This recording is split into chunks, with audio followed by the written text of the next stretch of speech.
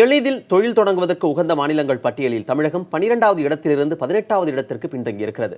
கொள்கை அளவில் சீர்திருத்தத்தை ஏற்படுத்தி முதலீட்டாளர்கள் முதலீடு செய்வதற்கு உகந்த மாநிலங்களின் பட்டியல் ஆண்டுதோறும் வெளியிடப்பட்டு வருகிறது.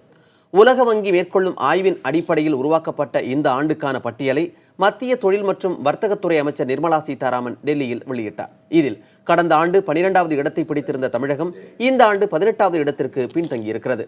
இதேபோன்று புதுச்சேரி 20வது இடத்திலிருந்து 26வது இடத்திற்கும், முதல் இடத்தில் இருந்த குஜராத் 3வது இடத்திற்கும் பின்தங்கியிருக்கின்றன.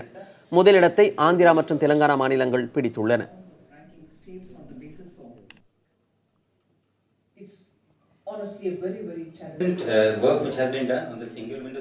ரியல் டைம் டிரான்ஸ்பரன்சியோட ரேங்கிங் பண்ணோம்.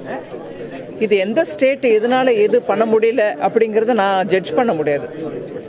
ஆனா ஸ்டேட்ஸ் இப்போ இது பண்ணாதான், இந்த ஸ்டெப்ஸ் எடுத்தாதான் நல்லபடியா அவங்க ஸ்டேட்டுக்கு இன்வெஸ்டர்ஸ் வருவாங்க. அவங்க வெளிநாட்டுக்காரங்களா இருந்தாலும் உள்நாட்டுக்காரங்களா இருந்தாலும் தொழில் பண்ணணும்னா இந்த ஸ்டேட்ல நம்மளுக்கு நல்ல சுமூகமான சூழ்நிலை இருக்கு அப்படிங்கிற முடிவுக்கு வரதுக்கு இந்த ரேங்கிங் உபயோகமா இருக்கும்.